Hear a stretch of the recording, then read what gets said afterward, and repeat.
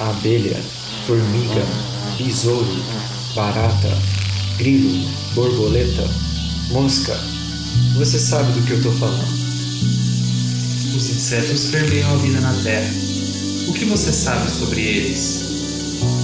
Eu sou o Caio. E eu sou o Pedro. Você está escutando O zumbido do mosquito, o canto da cigarra. a pulga atrás da orelha. Você está escutando Bug Bites, o seu podcast sobre insetos. Estamos começando mais um Bug Bites. Falando diretamente da toca do Besouro Studios. E essa semana nós temos mais um episódio especial, o Pergunte ao Bug Bites, com a participação especial da nossa amiga Fabi, do site Conversando com a Ciência. É isso aí, produção. Mas antes disso, eu gostaria de lembrar quem está escutando o PB pela primeira vez de seguir o Bug Bites em todas as redes sociais. Eu sigo e até assinei Bug Bites para escutar no meu celular. E o melhor, sem pagar nada. Quem quiser aprender, como faz, hein, Caio? Bom, Fabi, quem quiser aprender é só acessar bit.ly/assine-o-bebê e ver lá o tutorialzinho que eu fiz lá no YouTube. Lembrando também que a gente tá no Spotify e dá para escutar a gente por lá também gratuitamente. E como a Fabi já falou, nós estamos também no Facebook, no Instagram, no Twitter, no LinkedIn e no YouTube. Sigam a gente por lá. Bom, gente, e essa semana nós recebemos muitas perguntas do pessoal nas redes sociais e a gente agradece muito a participação de todos. Se a sua pergunta não for respondida hoje, fiquem tranquilos e também de olho aqui no bebê, que ela vai ser respondida.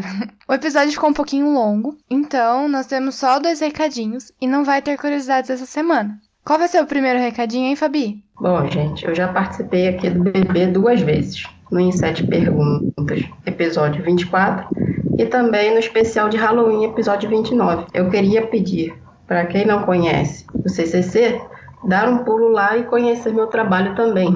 É facebook.com/conversando com a ciência. E eu vou deixar o link lá no site do Bug Bites e na descrição também, tá bom, pessoal? E Caio, qual vai ser o segundo recado? Bom, produção, para quem ainda não conhece, a gente tem uma parceria super legal com a nossa amiga Isadora, do Amor por Flor. Ela faz ilustrações e tá fazendo algumas de insetos em parceria com a gente aqui do Bug Bites. Se você quiser, você pode dar uma olhada lá na página do Instagram dela. O link vai estar na descrição e também no nosso site. Lembrando que essas ilustrações ela faz no formato de cartão de Natal, em A4, que você pode emoldurar e decorar o seu cantinho, e até em alguns formatos mais exclusivos. E o melhor de tudo, cada cartão pode sair a partir de R$8. Bora responder as perguntas dos ouvintes? Bora lá, gente! Vamos lá!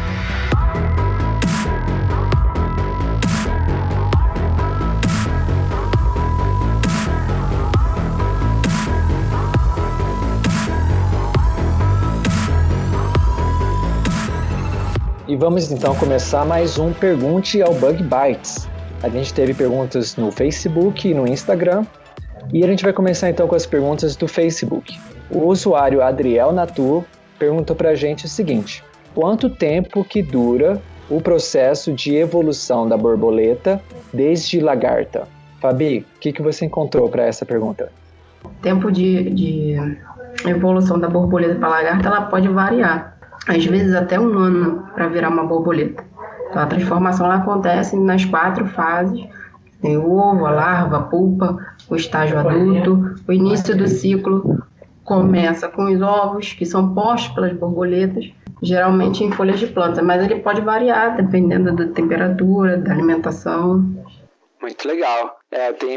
Temos também no nosso grupo pessoas que trabalham com mariposas, né, produção? Qual que é o tempo mais ou menos de desenvolvimento para as mariposas que você trabalha? Então, as mariposas que eu trabalho, a Spodoptera frugiperda, né, que é a lagarta do cartucho, elas são bem rapidinhas e o ciclo inteiro delas, de ovos até adultos, demora no máximo 28 dias, 30 dias, né, no laboratório. E isso é principalmente, né, porque se você for fazer uma criação no laboratório, você vai ter a temperatura correta, controlada, a umidade, o tempo de exposição à luz que esses animais vão ter. Então, geralmente dura esses 28 dias, né, produção? Porque vocês controlam exatamente todos os parâmetros para que o desenvolvimento delas seja assim e vocês consigam agendar todo o uso que vocês vão ter desses insetos, né? Sim, pode variar bastante no campo, inseto, condições climáticas, disponibilidade de alimentos, tudo isso influencia. Tem até mariposa e borboleta, né, que hibernam. Aí, nesse caso, o tempo de desenvolvimento pode ainda demorar muito mais, né? Sim, é verdade. Muito legal.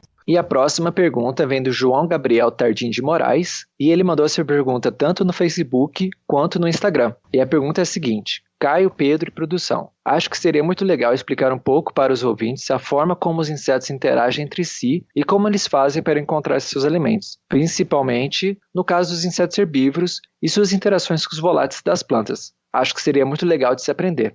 Caio, responde para o João Gabriel como que funciona isso. Bom, essa pergunta ela é realmente muito interessante, muito legal. E eu dei uma pesquisada, fiz aqui um resuminho para o nosso amigo João Gabriel. Lembrando que ele inclusive é nosso padrinho, né, Pedro? Aham. Então funciona mais ou menos da seguinte maneira. As plantas, elas liberam diversos compostos químicos na atmosfera, que elas usam esses compostos para se comunicar, que são os chamados voláteis. E esses compostos químicos, eles são liberados por elas principalmente para atrair insetos benéficos, como por exemplo uma abelha, um inseto polinizador. Esse inseto ele vai sentir esse cheirinho, né? E ele vai poder encontrar uma fonte de néctar, por exemplo. O problema é que na natureza as coisas não são tão bonitinhas assim, né? O inseto herbívoro, ele passou a usar essa pista que foi deixada aí no ar para encontrar a planta que ele vai se alimentar. Realmente esse assunto é muito interessante, porque, por exemplo, esses compostos eles vão acabar servindo para avisar outras plantas que vão estar sendo atacadas ao redor, ou então os próprios herbívoros vão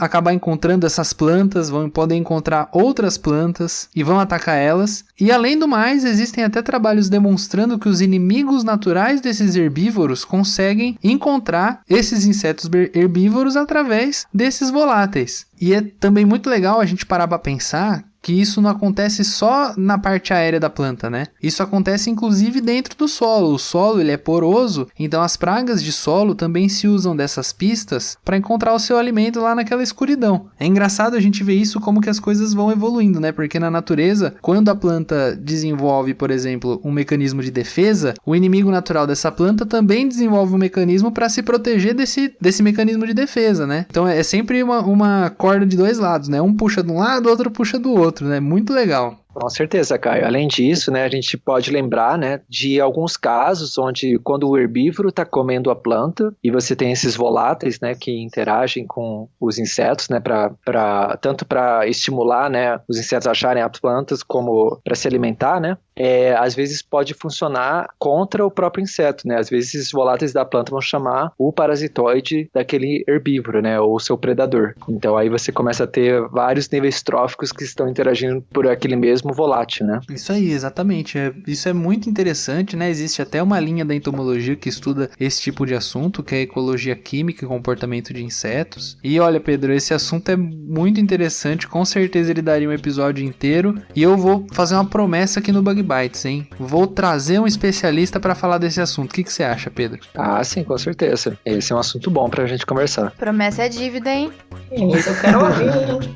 Eu quero ouvir esse.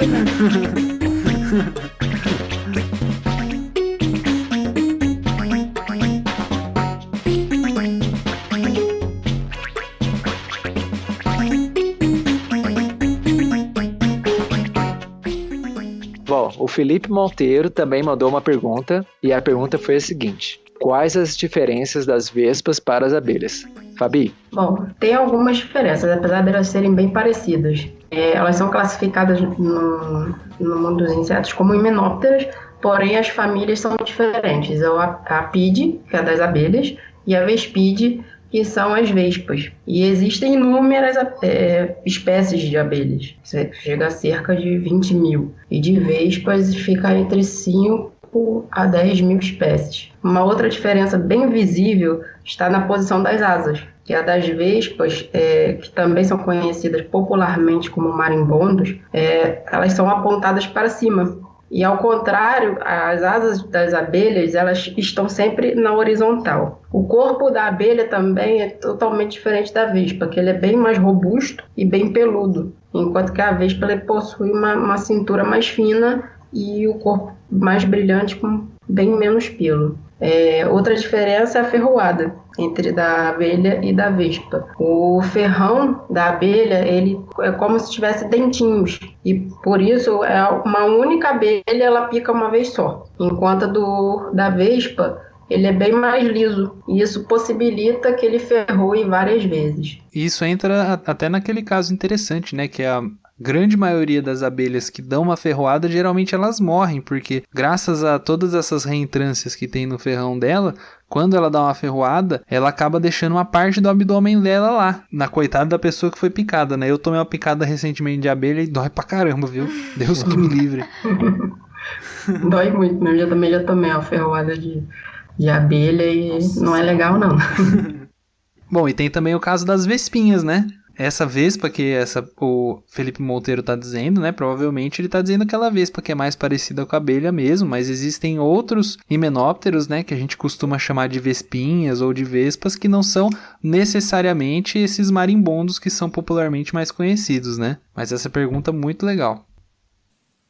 Olá pessoal, aqui é o Pedro do Futuro, interrompendo um pouquinho o seu episódio, só para complementar um pouquinho o que o Caio e a Fabi já falaram, mas ficou uma parte que a gente esqueceu de falar, é que a gente está aqui definindo vespa, né, no sentido mais estrito da palavra, que seria aí os indivíduos na família Véspide, como a Fabi já falou. Mas só que vespas em geral, né, são muitas famílias e na verdade são centenas de milhares de espécies que compõem esse grupo que a gente conhece como vespas. E se a gente sai da família Véspide, né, que é onde estão as vespas sociais, a gente vai encontrar muitas vespas solitárias, né, como por exemplo essas que caçam tarântulas, né, são umas vespas bem grandes, né. Tem outras vespas que são parasitoides, e no grupo de parasitoides você tem aí uma grande diversificação de indivíduos, né, e você tem tantos as vespinhas pequenininhas, né, que são como as que o Caio trabalha, que aí você precisa de uma lupa para trabalhar com elas, até vespas que são grandes mesmos e não deixam de ser parasitas também. Então só que a gente queria só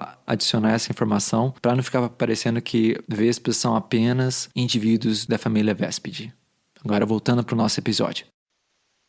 Também vale lembrar, né, assim, que a abelha, né, tem abelhas sociais, tem abelhas solitárias, né. O que a gente está mais acostumado é a abelha do mel, né, aquela amarelinha, bem cheia de sardinha, né, como a Fabi falou, né, e que a gente encontra bastante nas flores e tal, em ambiente urbano. Já as vespas, a gente tem meio que um medo delas, né, pelo ferrão que é doído e tal. Elas são predadores muito importantes na cadeia trófica também. Bom, então vamos agora para as perguntas do Instagram. Alguém quer complementar? Não, acho tudo bem.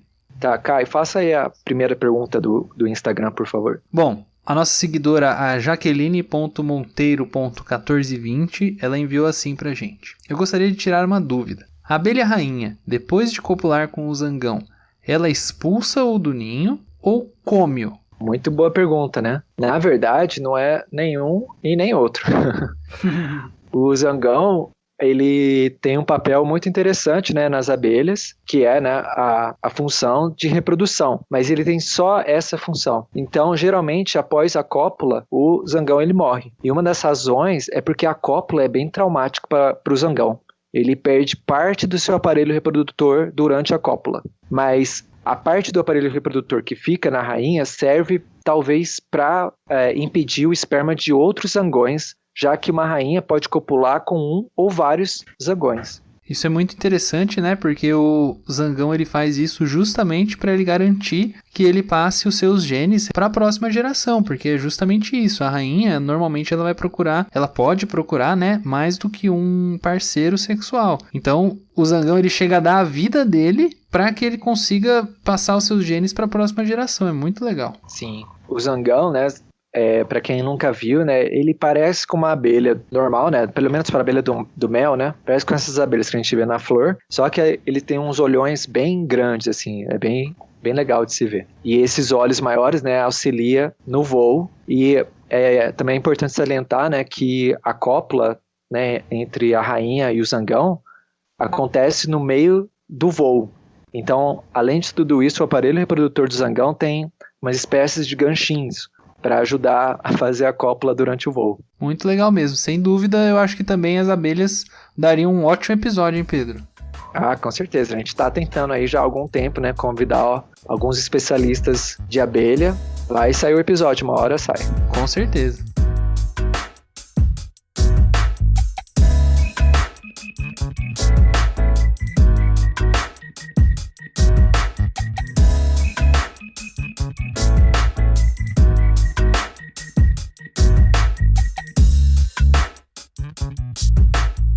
Bom, agora eu vou trazer a produção aqui, porque ela pediu pra mim pra ela fazer essa pergunta, que essa pergunta foi muito curiosa que fizeram aqui.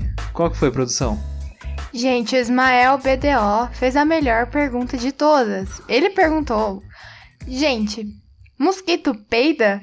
E se peida, ele ganha velocidade quando voa? Já me fizeram essa em sala de aula.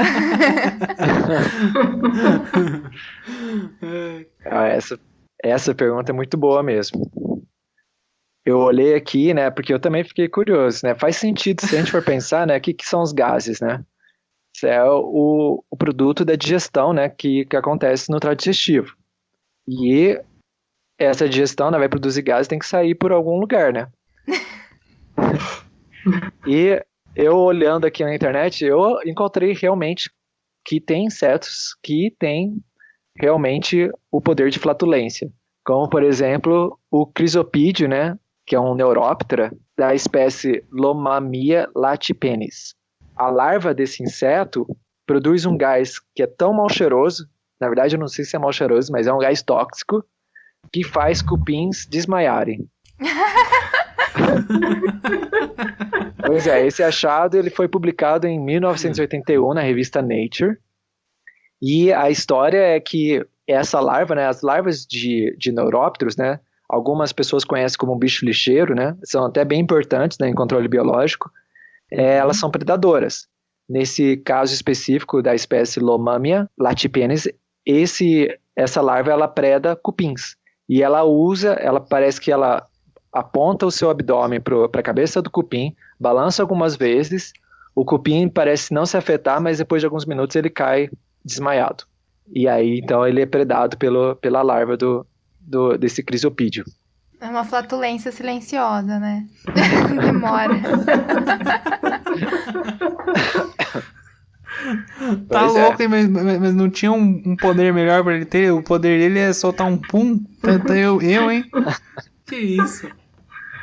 Mas é interessante, assim, que esse artigo, né, apesar de ser publicado numa revista de respeito, né, como a Nature, parece que até hoje não conseguiram reproduzir esse experimento. Então ainda não se sabe como que é produzido esse gás, que gás tóxico que é esse, mas foi publicado, né, passou por peer review.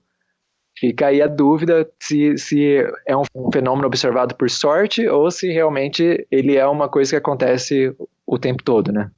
Mas além disso, a gente pode também lembrar dos nossos pequenos amigos cupins, que no caso anterior são a presa, mas eles mesmos, né, degradam material vegetal no seu trato digestivo com auxílio de protistas e bactérias, né? Eles são como mini vacas, né? E assim como o gado, os cupins também contribuem com gases de estufa na atmosfera, como o metano, que vem novamente como produto da digestão, né, desse material vegetal. Mas tem uma coisa interessante que eu achei aqui. Os cupins, eles produzem de 1 a 3% dos gases metano na atmosfera.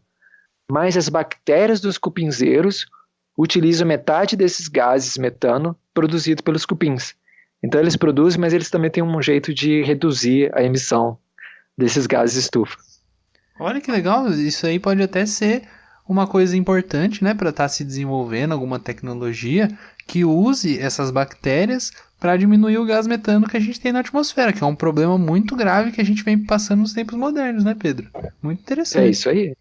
Sim. Patenteia isso, Caio. Como é que é? Patenteia. Falei errado de novo.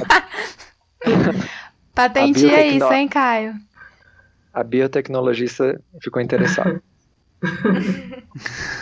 Ó, gostei dessa ideia. Pedro, corta isso daí do episódio que eu vou pegar essa ideia e ficar rico. Vai pedir a patente. Mas então, Ismael, os mosquitos não têm turbo de voo. Então, especificamente as moscas, eu não consegui achar nenhuma informação, assim, se as moscas têm, né, um problema aí de gases, mas faz sentido que tenha, né, porque elas também têm micróbios no trato digestivo que auxiliam na digestão, né, elas também têm que quebrar as diferentes substâncias químicas, né, que elas ingerem. Agora, se ajuda no voo, aí eu não sei responder. Olha, eu só acho que o Ismael deve dar 1 ponto na média desse aluno, porque essa pergunta dele foi muito interessante, cara. Olha só que coisa legal, eu acho que eu nunca tinha parado pra pensar nisso. Realmente, os insetos, eles precisam se livrar desses gases que eles produzem, né? Então, foi uma pergunta, assim, engraçada, claro, mas muito interessante, cara. Muito legal. É isso aí, fica aí agora a próxima pergunta, né, se insetos arrotam. Vamos ver se alguém vai perguntar pra gente, hein, Pedro, pro próximo Pergunta Bug Bites.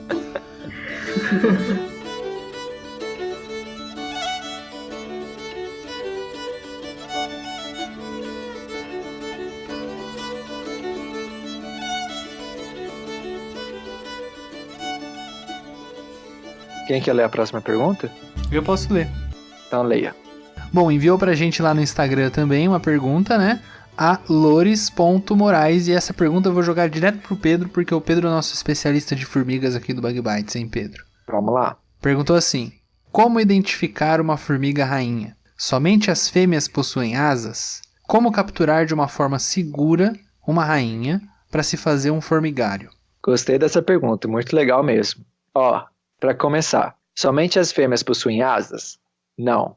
Então, as fêmeas que se reproduzem têm asas, isso é verdade. Mas assim como a gente estava falando anteriormente do zangão, né? As rainhas também têm, as formigas também têm seus machos que também são alados. Tanto o macho reprodutor quanto as fêmeas reprodutoras de formigas têm asas. E o que acontece? Como é que você vai diferenciar os dois?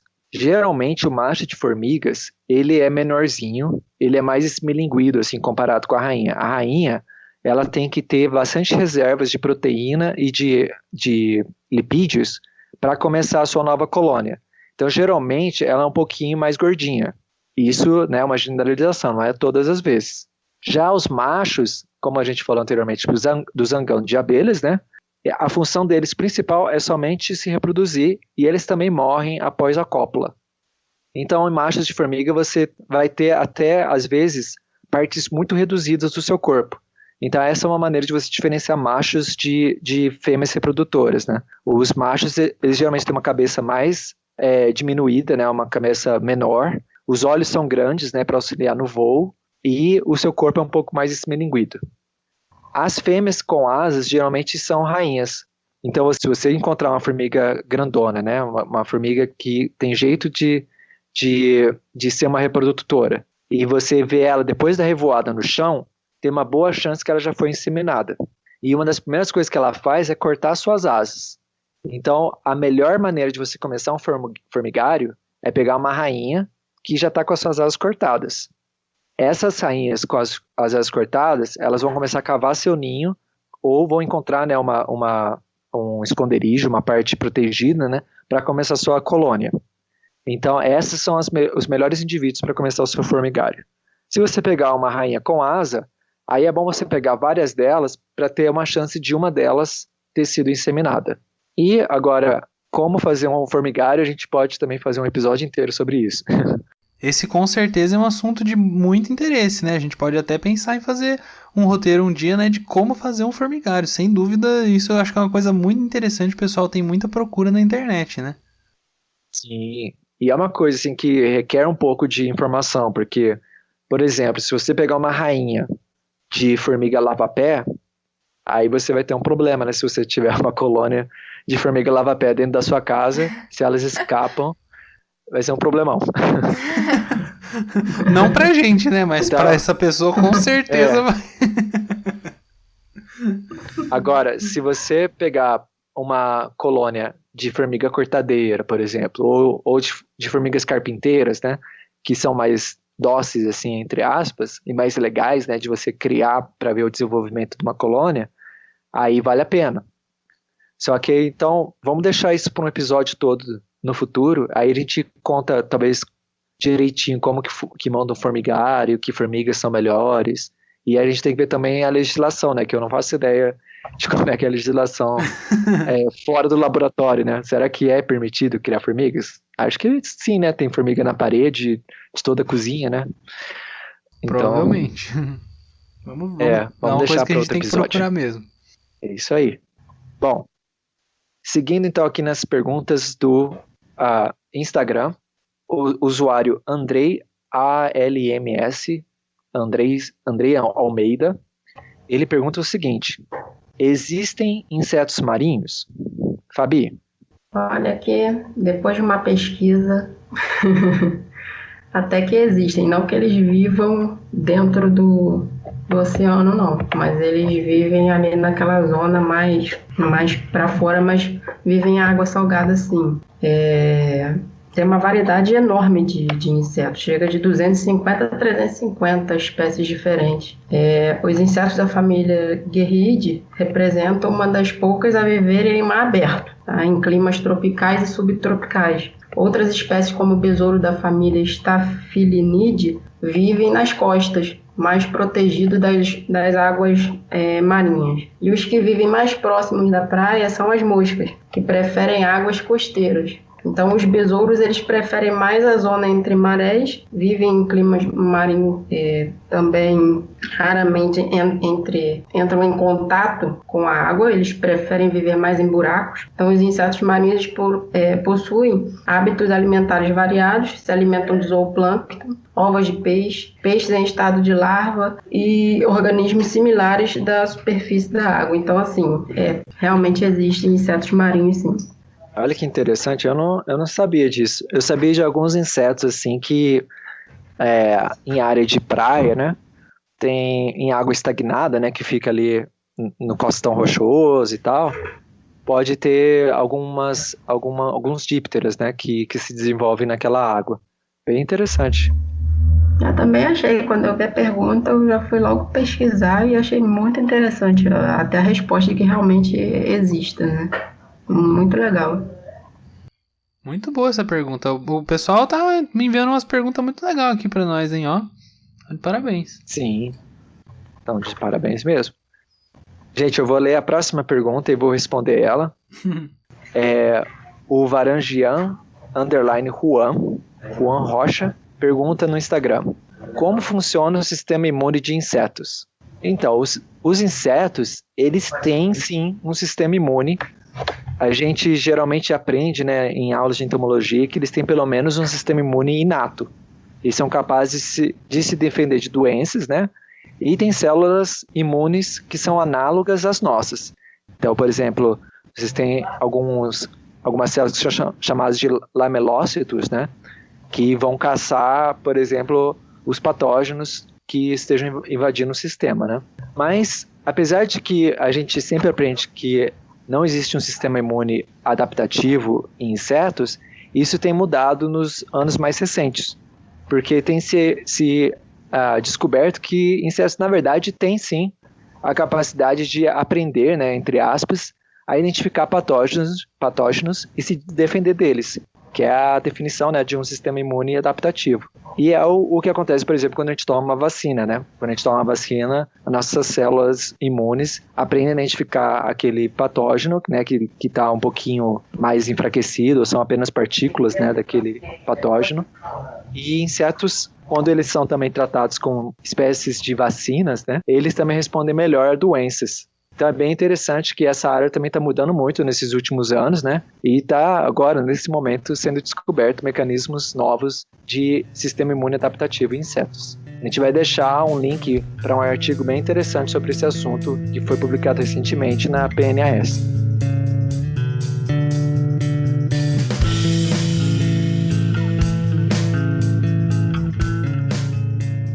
Vamos para as nossas próximas perguntas. E essa pergunta aqui eu vou fazer para produção, que ela se preparou para a resposta dessa pergunta, né, produção? Mais ou menos. E quem enviou essa pergunta pra gente foi o @varanguian_Juan, que é o Juan Rocha, e ele enviou essa pergunta via o @professor forense padrão, o nosso amigo Vitor, que esteve aqui com a gente no episódio sobre entomologia forense. Bom, o Juan perguntou assim: o que faz com que os Collembola, Diplura e Protura não se encaixem na classe Insecta? Então, Juan, quando a gente fala da parte taxonômica, sempre dá muito o que falar, né? Mas basicamente, Collembola, Diplura e Protura, juntamente com Insecta, eles se encaixam dentro de Hexapoda, que são aqueles artrópodes que possuem 6 pernas, ou seja, 3 pares de pernas. A questão é que, diferentemente de Insecta, Collembola, Diplura e Protura, que eles estão dentro de Entognatas, eles são ápteros, ou seja, eles não possuem asas. Mas aí você pode se perguntar, mas a formiga que é um inseto também não possui asa. A questão é que, ao contrário dos insetos, mesmo aqueles que não possuem a asa, eles derivam de antepassados com asa. Isso os insetos, né? As formigas, elas derivaram de um antepassado que tinham asas. Esses entognatas, eles não possuem e nem seus antepassados possuíam. Além disso, os Collembola, Diplura e Protura, eles possuem uma estrutura bucal bem característica que não se encaixa em Insecta. Tem gente que fala que eles não possuem aparelho bucal externo, mas na verdade as peças bucais elas ficam envolvidas por uma bolsa, como se fosse uma bolsa, situada na cabeça. Tem outras coisas também que diferenciam eles, mas nesses artrópodes houve uma redução de várias estruturas, como os túbulos de Malpighi e os olhos compostos. Bom, e vale a gente lembrar também, né, que as formigas, como a produção falou, são só algumas formigas que não têm asas. Por exemplo, como a gente já respondeu uma das perguntas anteriores, a rainha, por exemplo, ela tem asa. Então, apesar de algumas formigas não terem asas, não é uma regra que nenhuma formiga tem asa. Bom, e a próxima pergunta é da @_nisk_ da Heloísa, e ela dá boa tarde e tem uma dúvida que gostaria de saber se vocês podem sanar. Fazendo engenharia de bioprocessos e biotecnologia, é possível trabalhar com controle biológico ou apenas graduados em biologia trabalham nessa área? Caio? Bom, Heloísa, na realidade, infelizmente, nenhum de nós três aqui que sobramos, né, e nem mesmo o Pedro, a gente é muito qualificado para responder essa pergunta, né? Porque a produção, ela é aluna de graduação de ciências biológicas, eu sou entomólogo, mas eu fiz agronomia, a Fabi também é entomóloga, bióloga, só que ela também não fez biotecnologia, né, Fabi? Não. Só que na realidade a gente conversou com a nossa amiga Ayara Donadão Preto, ela conversou com a gente no nosso episódio número 20, que foi um outro em 7 perguntas, né, que é a biotecnologista em 7 perguntas, e pelo que ela conversou com a gente, sem dúvida é possível sim. Os cursos de engenharia de bioprocessos e de biotecnologia, eles vão formar um aluno para que ele trabalhe com diversas áreas da biotecnologia. Ele vai aprender e desenvolver diversos métodos e técnicas que podem muito bem ser usados em entomologia e, claro, também no controle biológico de pragas. Mas o ideal para você, Heloísa, seria que se você quer seguir ou pretende seguir essa área, essa carreira, você tem que pensar em trabalhar nessa área, ou seja, buscar grupos de estudo, laboratórios que são dedicados ao assunto e quem sabe fazer uma iniciação científica, um estágio, esse tipo de coisa em um laboratório que trabalha com controle biológico de pragas. Se você tiver interesse em trabalhar com entomologia, dá uma olhadinha nesse episódio do Em 7 Perguntas, a gente vai deixar o link também lá no nosso site, ou então você consegue encontrar facinho aí no seu agregador. Esse episódio é o episódio número 20, certo? Ok, eu quero só complementar que essa área de controle biológico, né, se eu não me engano, não existe assim um currículo que é exigido assim por empresas, né, para trabalhar nessa área. Claro que ter uma formação específica é importante. Então, o que você falou de começar com uma iniciação científica é muito importante, porque a pessoa já vai ter um primeiro contato com essa área e se ela gostar, ela pode fazer uma pós-graduação, né, em entomologia.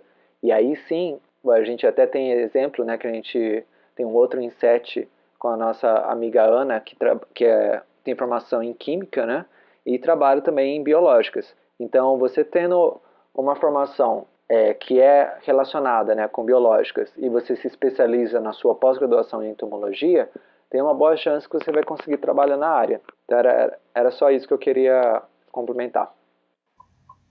Bom, gente, Infelizmente, por hoje a gente vai ficando por aqui. E fiquem de olho aí no nosso Instagram, no nosso Facebook, nas nossas redes sociais, que quem sabe logo em breve entra um próximo Pergunte ao Bebê e você pode mandar uma pergunta pra gente por aqui. Não é isso, produção? É isso aí, Caio. A gente gostaria de agradecer a presença da Fabi aqui hoje. Muito obrigado, Fabi. Se você quiser falar de novo aí o seu site pro pessoal dar uma olhadinha.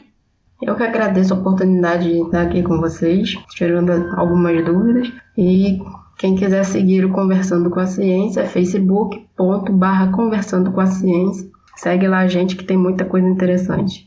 Muito obrigado, Fabi, por sua participação. A gente fica muito contente pela sua disponibilidade. E é isso aí, a gente vai ficando por aqui. Até a semana que vem. Um abraço para todo mundo. Tchau. É isso aí. Valeu, gente, pelas perguntas. Valeu, Fabi. Tchau.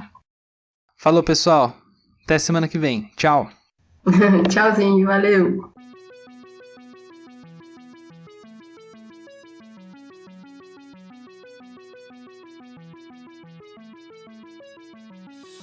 O Bug Bites é um projeto de divulgação científica relacionado aos insetos e à entomologia. Nosso conteúdo é produzido por especialistas da área e de acesso gratuito nas mais diferentes plataformas. O apoio de nossos ouvintes é muito importante. Se você gosta do nosso conteúdo, considere apoiar esse projeto. A partir de R$5 mensais, você pode apoiar o Bug Bites na plataforma Padrim. O link está na descrição do episódio.